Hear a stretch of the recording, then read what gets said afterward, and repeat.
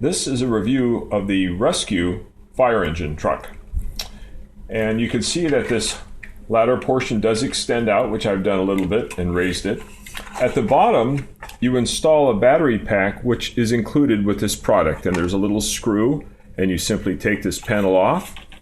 And it's very, very simple. Here's an adjustment to keep it going straight. That was not necessary. It was adjusted just fine. And this one has some surprises in it. So we're going to go ahead and start it up and give it a shot.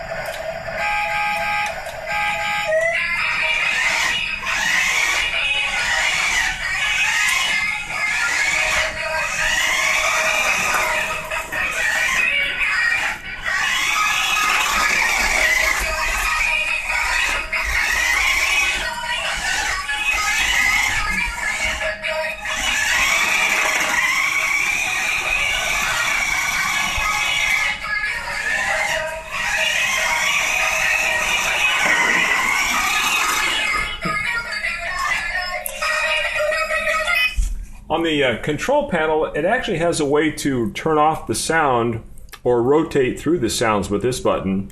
And this button here will actually put it into a mode where it'll go forward and back, almost like a demo mode.